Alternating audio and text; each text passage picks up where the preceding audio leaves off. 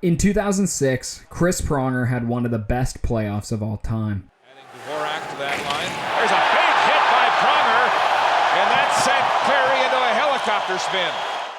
The former Hart and Norris winner, alongside ageless wonder Dwayne Rollison in net and a massive heater from veteran depth forward Fernando Pisani, led the 8th seed Edmonton Oilers to the brink of their first cup since 1990, where they came just short.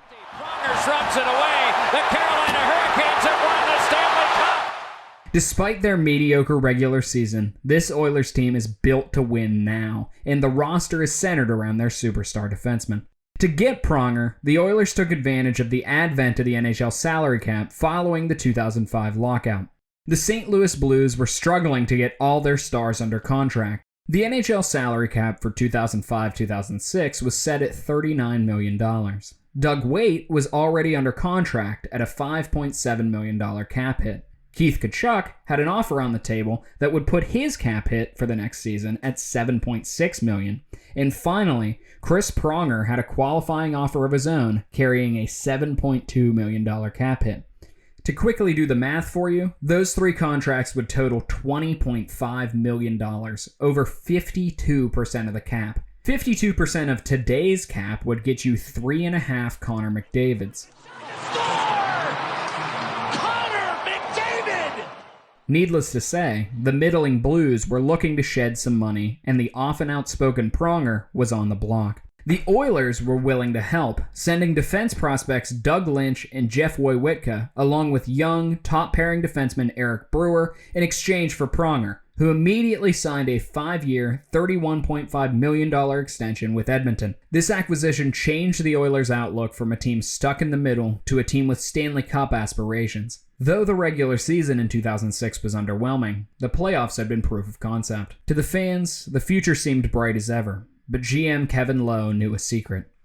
Around Christmas of 2005, before his massive playoff performance, before the Oilers' run to Game 7 of the Stanley Cup Final, Chris Pronger had requested a trade. Lowe said years later to ESPN that he ran into Pronger's agent about an hour after the Game 7 loss, and it was made clear that the request was still in place. While to this day lots of rumors spin around the request, it mostly boils down to one thing.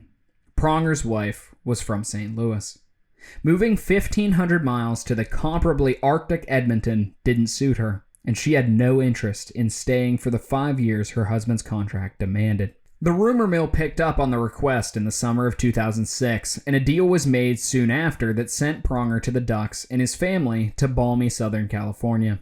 Edmonton's return, as was stated in so many words by VP of Hockey Operations Kevin Prendergast, was never going to be a superstar equal to the man they were sending out. The return was, however, more than Edmonton had given up getting Pronger. 22-year-old Joffrey Lupul was a former 7th overall pick, fresh off a breakout 28-goal campaign. 20-year-old former 9th overall pick Ladislav Smid had upside as a big, mobile defenseman.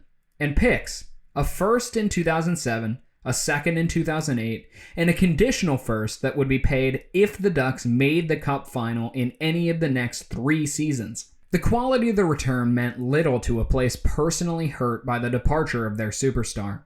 He had not just abandoned their team that was centered around him, he'd abandoned their entire city. But Pronger's departure was a sign of something coming. Something far worse.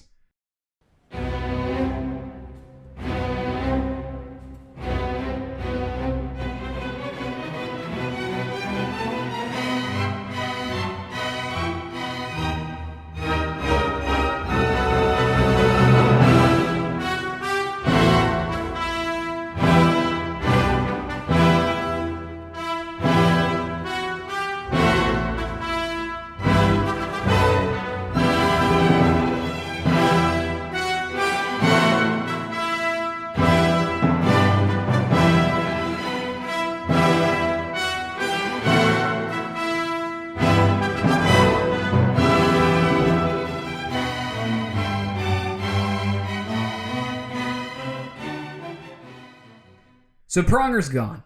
Who's left? It wasn't just one guy who took this team to the final. In net, Dwayne Rollison will start for the Oilers in his age 37 season, hoping to continue his playoff form.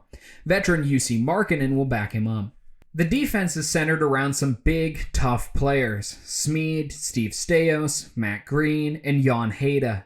None of these players can run a power play particularly well, so that responsibility will fall on the shoulders of new acquisition Daniel Charnquist and the small man with a cannon of a shot, Marc-Andre Bergeron. The forwards, despite some losses in the offseason, are where this team really shines. The unit is set to feature new to Edmonton snipers Lupul and Peter Sikora, secondary scorers the red-hot Fernando Pisani,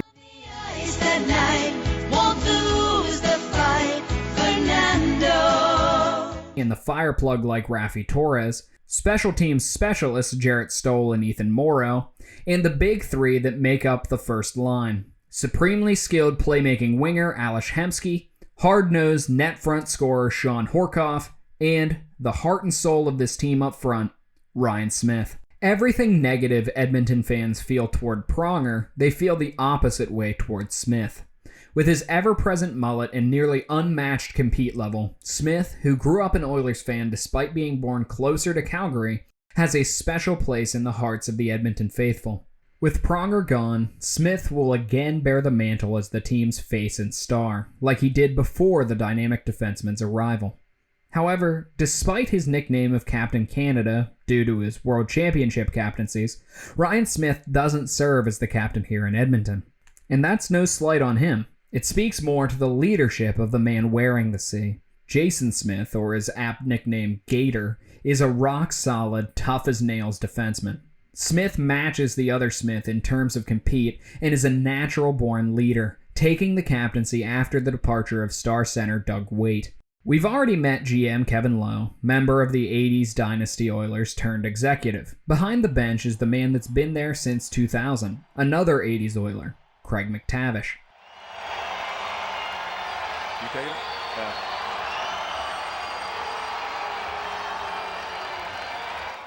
In the Oilers' first two games of the season, the new snipers are on display, with Peter Sikora scoring twice in an opening night Battle of Alberta victory, and Lupul scoring the only goal as the Oilers fell 2-1 in a rematch 2 days later. The third game of the year, a matchup against an elite Sharks team, sees Rolison on his 37th birthday struggle for the first time this season, falling victim to a Jonathan Cheechoo hat trick as the Oilers sit behind 4-1 at the game's midpoint. Lupul cuts into the lead in the latter half of the second, but the mountain to climb is still large. 4 minutes into the third, Ryan Smyth tips home a Jarrett Stoll slapshot to shrink the deficit to just 1. Seconds later, it's the same story as Smyth tips yet another shot, this one from Bergeron, past Evgeny Nabokov to tie the game. Less than 2 minutes later, Smyth whips a shot toward Nabokov that sneaks through. Centers it in front for Ryan Smyth. Score! Hat-trick, Ryan Smyth! The Oilers have the lead. The Oilers have the lead, and Smyth has the fastest hat trick in franchise history, taking the title from Wayne Gretzky. It was also Ladislav Smid's first NHL point. That's nice. As Hemsky ices the game with 5 minutes remaining, the Oilers are riding high, beating the Sharks just as they had in the playoffs the year before. The Oilers drop their next game but reel off 3 straight wins afterward, looking like the team that was within a game of winning the Stanley Cup. While they lose Ethan Morrow for the season during this stretch, it's Rolison in the defense that's been the driving force to the Oilers' hot start. Even including his hiccup against San Jose, the Oilers starter has a .932 save percentage in his first 7 starts. The Oilers are firing on all cylinders for their first matchup against Pronger and the Ducks. Unfortunately, the Ducks are even hotter, having not lost a game in regulation. Nothing changes here. The Ducks walk past the Oilers 6-2. Pronger racks up 3 assists. Following the loss to the Ducks, the Oilers hit the skids. They lose 6 of their next 8, despite Sikora and Smyth keeping up red-hot starts to the season. The Oilers start winning again and reel off 5 wins, thanks in part to great play by Rolison. As you may have noticed, this team goes as their goalie does. When he's good, they win. When he isn't, they don't. It's time again to play the Ducks. This time, Pronger makes his return to Edmonton, showered with a cacophony of boos. The inverse of their last meeting, the Oilers roar out of the gates to a 2-0 lead. Tapped away by Rob Niedermeyer. Smyth brings it right back in front. Backhanded, scores! Pronger lasers a pass off Teemu Selanne and cuts into the lead, Team who wins the draw. Niedermeyer hands it to Pronger, top of the left circle, wrist shot, score! Redirected by Solani. But the Oilers hold on, drawing the game to its waning moments where Chris Kunitz ties it. Score! Teemu Solani was there, so was Kunitz. Kunitz has tied the game. In OT, red-hot sophomore Ryan Getzlaf whips a shot past Rolison to give the Ducks their 18th win of the season in only 26 games, foiling the Oilers yet again. At this point in the season, the Oilers sit at 13-8-2, right around a 100-point pace, likely good enough for the upper quarter of the Western Conference.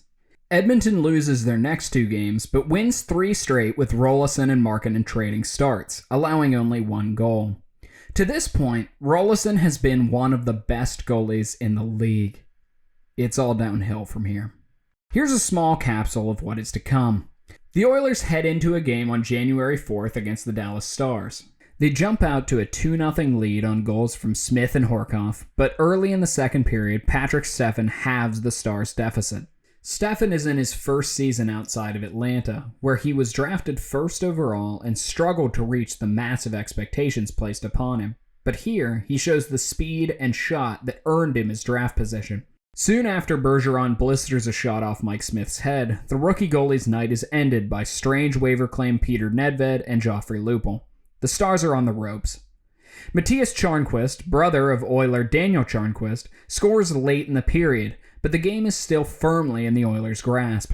After 2 Oilers penalties early in the third, the Stars take advantage of the resulting power plays and tie the game. Nicholas Hagman, while dragging Matt Green, scores a highlight reel goal to give the Stars their first lead of the game. The Oilers have thoroughly collapsed, and as Patrick Stefan picks Bergeron's pocket as the defenseman brings the puck from behind the Oilers' empty net, it's all but over. Stefan steals and he'll ice it. Oh, at least I thought he was gonna until he blew it. That's unbelievable. Here come the Oilers the other way, and Hemsky's loose. Hemsky, he scored! Can you believe what we just saw? The Oilers have pulled off a miracle and pushed this game to overtime. And now a shootout. And did they just lose? The Oilers pulled off one of the most insane last-minute comebacks and then lost. This isn't a good sign. Rolison starts to implode and the Oilers sputter, spinning in and out of control, mostly losing over the next few months. A team that looked like a sure thing is now barely hovering over fake 500. They're right on the playoff bubble as things stand in early February, but it's deceptive. If this team continues their current trends, they're likely to end up in the bad part of the middle. Not bad enough to get a good pick, but not good enough to make the playoffs. Jarrett Stoll goes down early in the month. He's done for the year. Looming over the Oilers as the trade deadline approaches and the team's struggles continue is Ryan Smyth's contract situation. While he has been far and away the Oilers' best player this season, he's been unable to will this team out of their funk. About a week before the trade deadline, Bergeron, who is having a nice season, is shipped to the New York Islanders along with a third-round pick for once highly touted prospect Denis Grebeshkov. Grebeshkov has spent this season in Russia after struggling through parts of 2 NHL seasons and seems to have found his game. This move does immediately make the Oilers worse, especially since an injury to Daniel Charnquist has kept him out of the lineup. This team no longer has a power play quarterback. Strangely, they manage a moderately effective power play, now running out 5 forwards with Hemsky being a spectacular playmaker and Smyth being a net front menace. It works. Deadline day comes. The Oilers are still middling, and management decides to pull the plug. Ryan Smyth is headed to the New York Islanders in exchange for a first-round pick and prospects Robert Nilsson and Ryan O'Mara, both former first-round picks themselves. Smyth bid a tearful goodbye to Edmonton, the only franchise he had ever known. This season is over. I never thought I'd come to this day. I gotta turn the page, get a new chapter in life. And the New York Islanders have given me that opportunity. And I thank them for this. I'm gonna go there and make my best to make the playoffs and win that cup so I can bring it down here in Edmonton. That's where my heart is.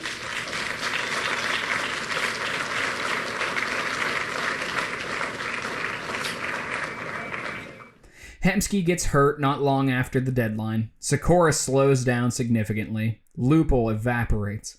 Neither Raffi Torres or Fernando Pisani look like the players they did during the 2006 playoffs, or even the players they were before that. After trading Smyth, the Oilers lose 17 of their next 18 games, broken up only by a shootout win against the Avalanche. They can't score at all without Hemsky, Smyth, and Stahl. During this stretch, which is, again, 18 games, the Oilers have an exclusive club. Hello and welcome to the 2-Goal Club. To get in, you need to have 2 goals during this stretch. The members: Peter Sikora, Fernando Pisani, Raffi Torres, and President Ales Hemsky, who despite missing half the stretch, had 3 goals. Thank you for coming to the 2-Goal Club. After losing to Minnesota in the season's penultimate game, an AP article opened, "Although it may not look like it, the Oilers insist they are still trying." The Oilers do win their last game, this season's final installment of the Battle of Alberta. While the game itself is fairly meaningless, the Oilers storming back from down 2-0 to put their thumb in the eye of the Flames should offer some petty consolation. Everett at the goal, they score. Thorson on the back door, pounds it in, 3-2, Edmonton. Ryan Smyth and Marc-Andre Bergeron's Islanders get slaughtered in the first round by the Buffalo Sabres, so Smyth won't be bringing the cup back to Edmonton. In May, Edmonton billionaire Daryl Cates puts in an offer to buy the Oilers from the Edmonton Investors Group. Cates makes it clear that should the deal be accepted, he would keep the Oilers in Edmonton. The offer was seemingly on a whim, and the EIG quickly shut it down, happy with the team's extremely high ticket sales. Let's check back in on the playoffs. Who won the Stanley Cup? Are you kidding me? The Anaheim Ducks are the Stanley Cup champions. This, actually, isn't the worst news. The condition for the pick the Oilers got in the Pronger trade has been met. The Oilers will get an additional first-round pick in the 2008 draft. Well, time for the draft lottery. The Oilers don't have great odds, but there's always a chance. The Blackhawks won. They were right below the Oilers in the standings, only separated by a tiebreaker. So theoretically, if Patrick Steffen had scored that empty net goal, the Oilers would have the number 1 pick here in 2007. The Blackhawks take Patrick Kane with the top pick. The Oilers take his line mate, center Sam Gagner, with their 6th overall pick. 15th overall, they draft refrigerator-esque defenseman Alex Plant, and they trade up to the 21st overall pick to take Cornell-bound center Riley Nash. In the wake of the massively disappointing 2007 season, it was time to make some changes. The Oilers have a lot of big, tough, no-offense guys on their blue line, and, at the moment, no defenseman that can run a power play. In a shocking move, the Oilers shipped out Captain Jason Smith and the struggling Joffrey Lupul to the Flyers in exchange for a 3rd-round pick, Jeff Sanderson, and Joni Pitkanen. At this point in his career, Jeff Sanderson, once a very productive player, is just a guy. The real get in this trade is Pitkanen. The 24-year-old defenseman has been an elite offensive force in his 3 years with the Flyers. Calder votes in year 1, Norris votes in year 2. And while it was a bit of a dip in year 3, Philadelphia was miserable, so the relative lack of production was understandable. Importantly, he can run a power play. It's selling low on Lupul, but genuinely, this seems like a good deal. Then a mild deal, signing goalie Matthew Garon after his unsuccessful stint as a starter in Los Angeles. But Kevin Lowe is about to get crazier. The Buffalo Sabres have just lost their 2 top skaters, Daniel Briere and Chris Drury, to free agency, and there is a growing perception around the league that the Sabres are cheap and can be priced out of their players. Kevin Lowe is about to test this theory. Lowe offer sheets Sabres restricted free agent Thomas Vanek with a massive 7-year, $50 million contract. The Sabres, eager to put their fans at ease and retain their player, quickly match the offer. But the point is made. Kevin Lowe is out for blood. He tries to get Michael Nylander, but Nylander gets cold feet and quickly signs with the Capitals, much to Lowe's chagrin. Next, he gives a huge 5.4 x 5 contract to defenseman Sheldon Surrey. Surrey was a power play menace with the Canadiens last year, netting 19 of his 26 goals on the power play. His booming shot will likely shift Pitkin into the second unit, but that's a good problem to have. It was time for Lowe's coup de grace. The Oilers sent an offer sheet to Ducks forward Dustin Penner worth $4.25 million per year for 5 years. As the facts rolled through Ducks GM Brian Burke's machine, he was infuriated. Burke went on a tirade to various outlets and anyone who would listen, enraged by what he saw as Kevin Lowe inflating the salaries of young players, calling it a classless move. It didn't help that it would almost be impossible for the Ducks to match the offer due to their cap situation. If I had run my team into the sewer like that, I wouldn't throw a grenade at the other 29 teams and my own indirectly. So I have no intention of talking to him anytime soon. We're going to take the 3 picks, and given Kevin's recent performance, we expect them to be excellent picks. I think it's an act of desperation from a GM who's fighting to keep his job. This process is going to bite Edmonton in the butt. Lowe then challenged Burke to a fight over a radio interview. Where do I begin? He's a moron, first of all. He's in the pathetic hockey market where they can't get on any page of the newspaper, let alone the front page of the sports.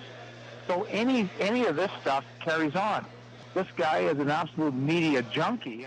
According to a story told to Sportsnet years later, Burke called his friend, legendary Oilers coach Glenn Sather, to reserve his barn for the two to brawl, issuing an invitation to Lowe. Lowe claims he never got the invitation. I'm going to be in Lake Placid on August 1st, 2nd, and 3rd. I'm staying at the Holiday Inn. USA Hockey's had a tournament up there. Tell him to get his butt up there. I'll rent a barn. I'll kick the crap out of him. I'll drive him to the hospital, and we'll get this all put behind us. Needless to say, these two have grown to absolutely hate each other. But at the end of the day, the offer sheet goes unmatched. Dustin Penner is an Oiler. The compensation the Oilers have to pay to the Ducks is very high, a first, second, and third round pick. But the Oilers do have their extra pick from the Ducks to use or even trade should things go well this season. With their only major loss for nothing being Peter Sikora, the Oilers look like a greatly improved team with a massive crop of younger players on the verge of breaking into the league. Making the team for opening night are Oilers draft picks Sam Gagner, Andrew Cogliano, and Kyle Brodziak. Defenseman Tom Gilbert, who had been acquired 3 years earlier but finally carved out a spot on the Oilers at the end of last season after a successful college career and some time in the AHL, and the key piece of the return for Ryan Smyth, Robert Nilsson. And I'm sure the Sound Tigers would be happy. Rebound score!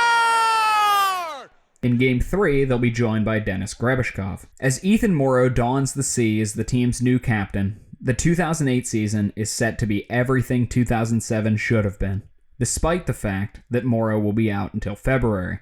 The Oilers' youth is on full display for opening night at Rexall Place in Edmonton. After a grinding first 2 periods against the Sharks, featuring a Raffi Torres kneeing penalty and subsequent fight with Douglas Murray, Sharks captain Patrick Marleau breaks the tie early in the third. The Oilers answer back only a minute later as Gilbert jumps up into the rush with Cogliano and Gagner, slamming home a pass right in front of Sharks goalie Evgeny Nabokov.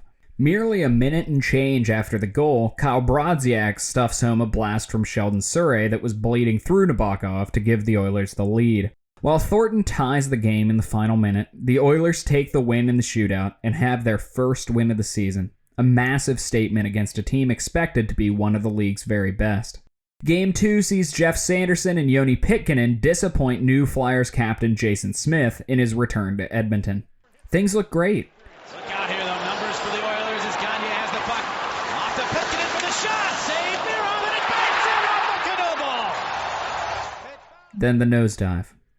The Oilers self-destruct, losing 11 of their next 14 games. As a kicker, 2 of their 3 wins are in the shootout.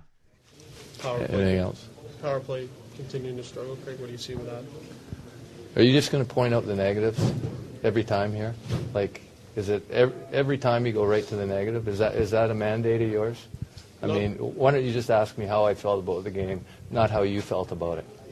How'd you feel about the game, Craig? Do we have anything else? It isn't just one problem. They can't score, scoring only 2 goals per game. They can't get a save with an .866 save percentage. They aren't controlling play with only 46% of the shots on net. They're in trouble. They've lost Sheldon Surrey, too. He won't return for over a month. Joni Pitkanen is the same story. Their next stretch is better. On paper, it actually looks pretty good. A run of 11-6-1 with a few wins against some good teams. A win over the Red Wings and 2 games where they crushed the Ducks. You know how many of those 11 wins were in the shootout? 7. 34 games into the season, this team is at 16-16-2, right at fake 500. Their record in the shootout, 10-1. In fact, they're on a 3-game winning streak where every win came in the shootout. Both members of the Oilers goaltending committee have been exceptional in the shootout. Rolison has the only loss, while Garon, now evenly splitting starts, is undefeated. 3 shooters have been their primary weapons to this point. Shooting first, Sam Gagner, who puts his immense skill on display. When he scores, he's usually just sliding it into an empty net. Shooting second, Ales Hemsky. Hemsky has been the Oilers' best player this season, with 28 points in 32 games. He, too, has the moves to score at a nearly 50% clip, even scoring when he loses the puck. Then shooting third, Sean Horkoff, who has a modern approach to the shootout, skating in fast and firing a wrist shot as hard as he can. He's scored on 4 out of 5 chances since working his way into the rotation past the struggling Stoll, Sanderson, and Torres. Speaking of Torres, he tore his ACL in that Red Wings game. He's done for the year. Putting together some wins was nice, but looking under the hood, not much has changed from the bad start. Now they just have a slightly above sustainable shooting percentage of 11%, league average is 9.4, and a definitely above sustainable save percentage of 9.15, league average is 9.06. Right on cue, they lose 6 games in a row. They even lose a shootout. This is game 40, almost the halfway point of the season, and if the Oilers want to make the playoffs, they need to pick it up. There have been a few duds so far this season.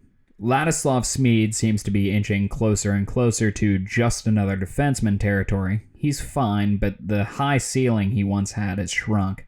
Defenseman Dick Tarnstrom, who returned to the Oilers after a year in Switzerland, has been unable to recapture the magic he had with the lowly 2004 Penguins. Jeff Sanderson is, as was expected, pretty much toast. Most concerning of all is Jarrett Stoll, who has notched only 3 goals through the team's first 40 games.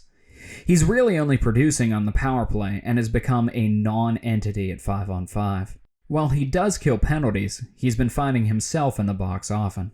The 68-point two-way force he was 2 years ago seems to have gone. It's too early to judge Pitkanen or Surrey. Both missed a big chunk of time. Their return should bolster the team, but among the defense is one of the team's bright spots. Tom Gilbert has stepped into the role sporadically vacated by Pitkanen and Surrey and thrived. Is he very good defensively? Not really. But he's stepped up as a strong offensive defenseman that can be a part of the blue line for years to come. I was a Pro Bowler, my nickname. Jeez. My name would be Striker. Yeah, that sounds good. Frankly, most of the new guys look good. Penner has been very similar to the player he was in Anaheim, just now with more responsibilities. Cogliano has shown himself to be a perfectly capable middle 6 guy at just 20 years old. Gagner, chance for one last shot. Out in front, he does it again! Oh, I don't believe it! Are you kidding me? Andrew Cogliano, overtime! Brodziak has done similarly in the bottom 6. Gagner, Nilsson, and even Grebeshkov haven't been massive producers yet, but they each show flashes. They look like they belong on a team that's going in the right direction. As Ethan Morrow finally joins the lineup, the team puts together another good stretch, winning 5 of 6, needing only 1 shootout. Did they beat anyone good? The Rangers and Flames are okay, I guess. But hey, a win's a win. With a healthier lineup, the team stabilizes until Sean Horkoff, who has been their most consistent goal scorer, goes down with a shoulder injury, ending his season. In the wake of the injury, Tarnstrom is sent out to get some additional support at forward in Alaska Anchorage product Curtis Glencross.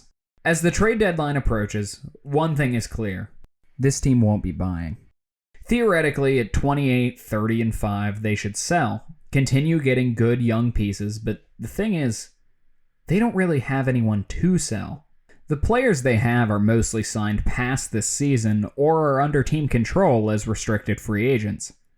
They're a team built to win that isn't winning. Teams starting a rebuild don't give up a massive haul of draft picks for a 25-year-old that's pretty good, or throw a huge contract at Sheldon Surrey. This position they're in isn't intentional. They just aren't good.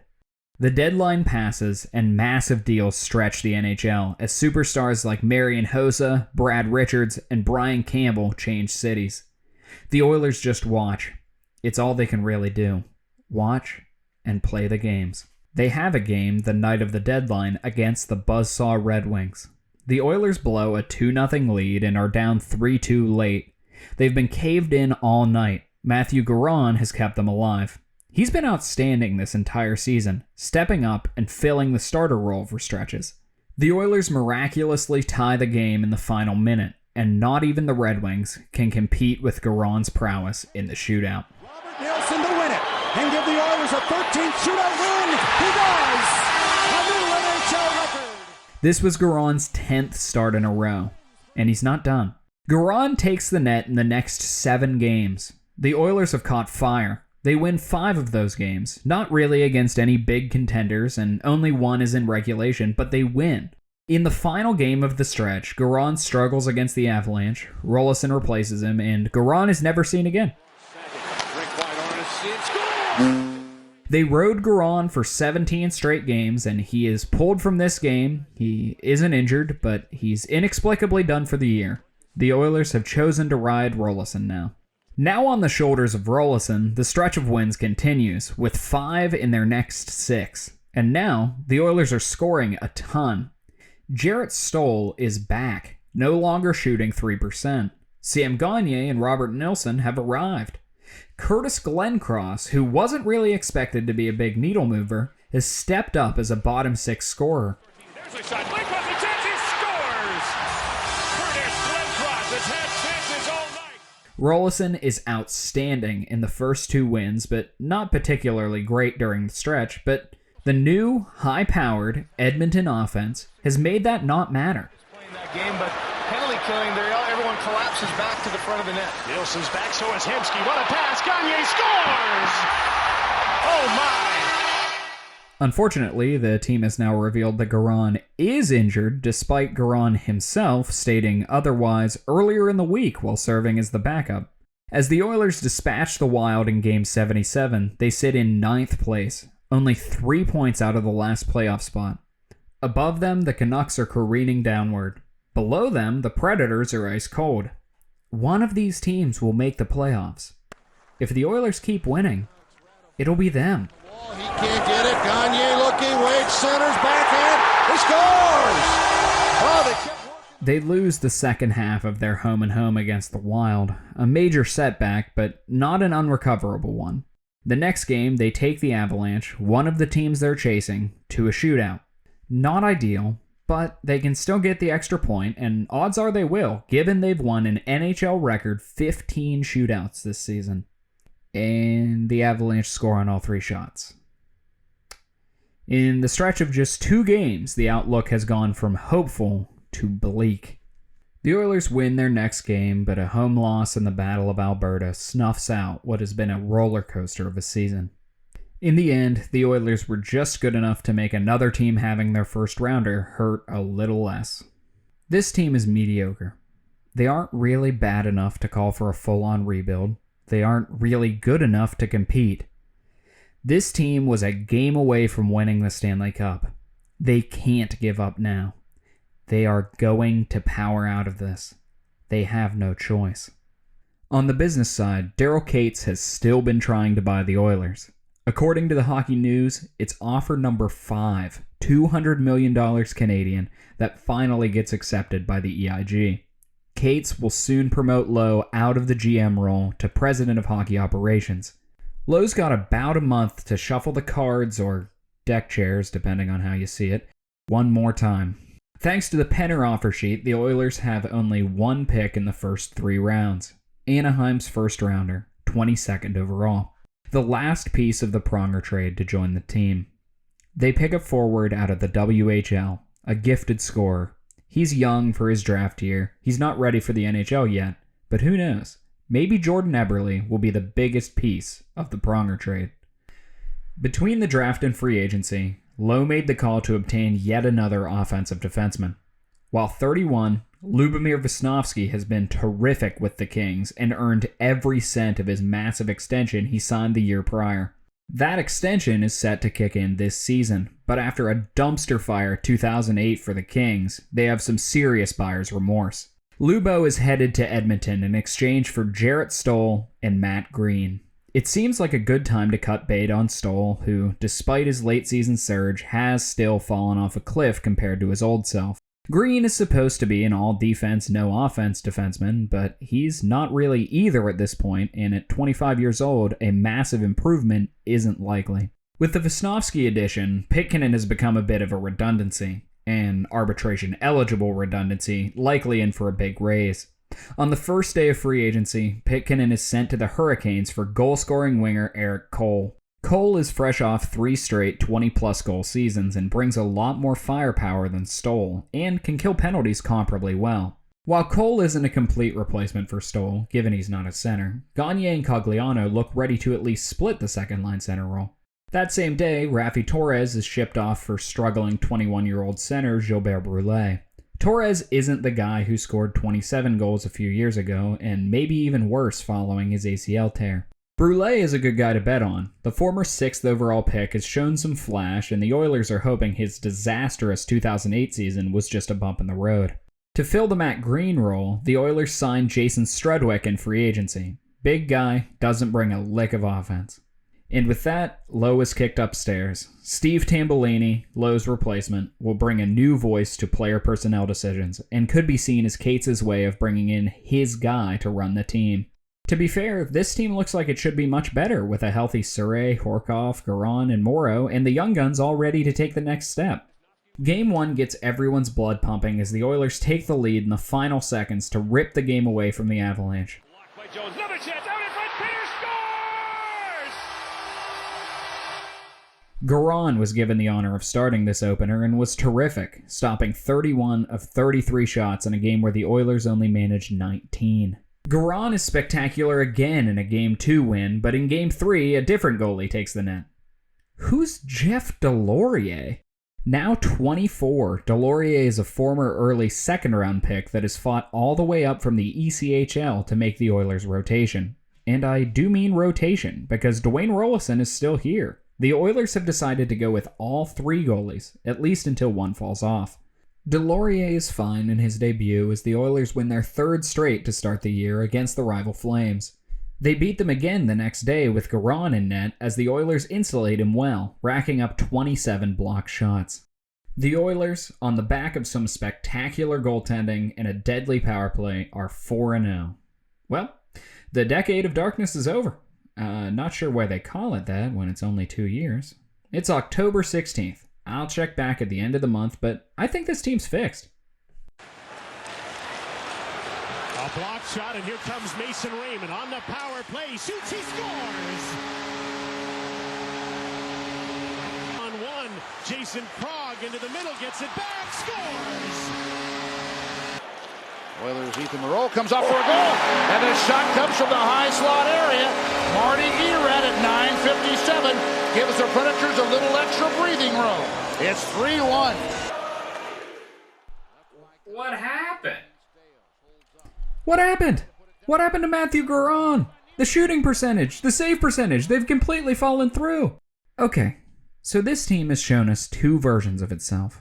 A rock-solid team games 1 through 4, and a team that can't score or get a save in games 5 through 9. Surely, they have to be somewhere in the middle. I just don't know where. I'm not sure anyone does. There are definitely some issues to talk about. 9 games into the season, there are only 3 guys on pace for over 40 points. Ales Hemsky, Sheldon Surrey, and strangely, Denis Grabeshkov. The bottom of the point list is more of the problem. Kyle Brodziak has 0 points and only 6 shots.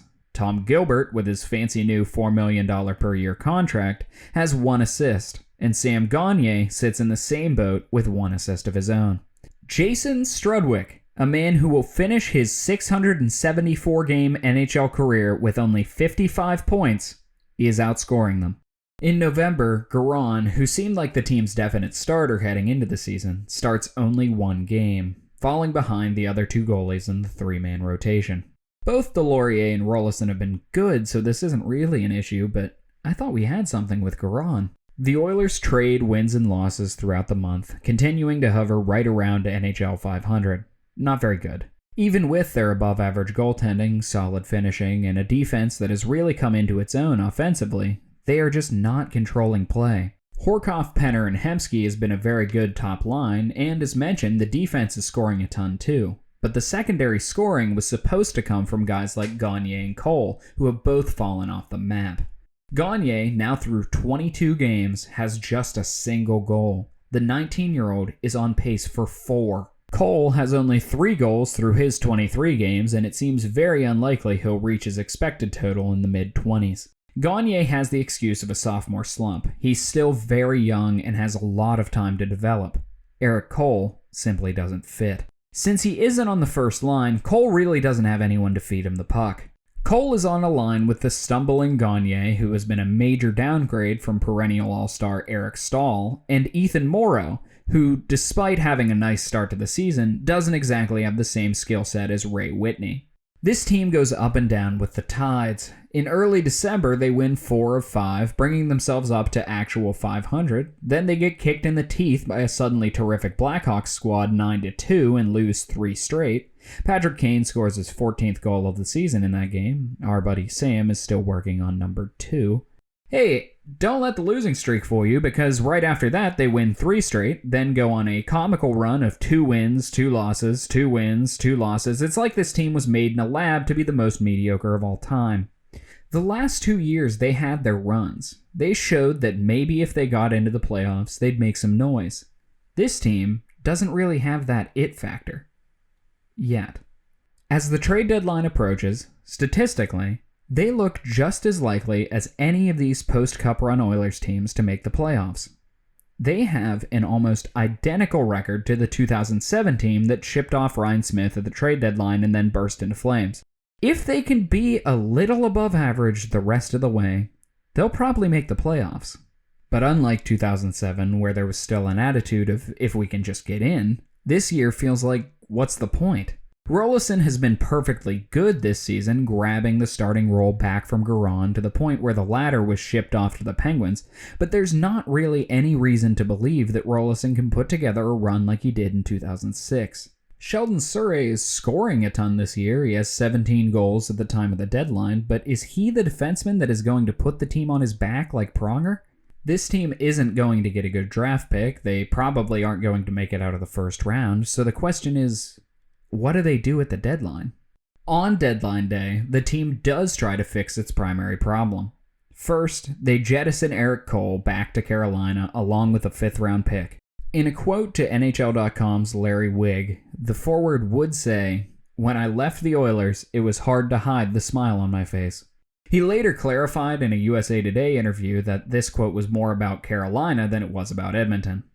Cole had been better as the season progressed, but overall the experiment had been a major failure, and with the forward unwilling to re-sign, moving on was an easy decision. In return, the Oilers received young forward Patrick O'Sullivan and a 2nd-round pick. That pick wasn't in Edmonton's possession for long, as they sent it to Buffalo shortly thereafter to add 3-time 20-goal scorer Ales Kotelik. Overall, a nice bit of business. O'Sullivan had played quite well in the last 2 seasons with the Kings in a top-line role, and Kotelik had shown an ability to slide up and down the lineup in Buffalo as needed. 2 second-liners for the price of 1 seems like a good deal, especially if they can get Kotelik re-signed. The 2 forwards, while they don't make an immediate impact on the score sheet, make a definite impact on the team. Gagner finally gets some finishing luck, and goals come for him in bunches. Trying to get around the defense and dives right in, back in, scores! What an effort! including a hat trick against Colorado alongside Kodalik and Robert Nilsson, who also seems to have put it back together. For the winner, if he gets it, Nilsson shoots, he scores! The Oilers lose 3 straight shortly after the deadline, but they're all in overtime, so who cares? With some help from their old friend the Shootout, with winners scored by their new friend Kodalik, this team suddenly has the oomph that was missing just a few weeks ago. After a shootout win against the Blackhawks, the Oilers hold the 7th seed in the Western Conference. Remember how this team was doing a goalie rotation? That's gone. Against Chicago, Dwayne Roloson started his 27th game in a row, a franchise record according to the Associated Press game recap. Dwayne, I would like to retract my previous statement about you not being able to go on a 2006-like run anymore and issue a formal apology. Roloson is in net for the next 9 games, extending the franchise record to an astounding 36 games. This man is 39 years old. That is, unfortunately, where the good news ends. The Oilers collapse right before the finish line, dropping 8 of their last 11 games, with multiple losses against not great teams. 2 losses to the Wild, 1 loss to both the Kings and Coyotes, all of whom will miss the playoffs. A split in the final 2 games with the Ducks, who will end up being the 8th seed, is a killer. The Oilers finish with 85 points, well out of the playoffs. They have imploded yet again. Craig MacTavish was fired shortly after the season's conclusion and was replaced by veteran coach Pat Quinn, a man who had been an NHL head coach prior to the Oilers joining the league. The firing of MacTavish signaled for some much-needed change around a stagnant team. The Oilers have been stuck in the middle for too long, and they're going to do everything in their power to change that. Tavares backhand towards the goal, loose puck, Eberle scores! Tie game! Can you believe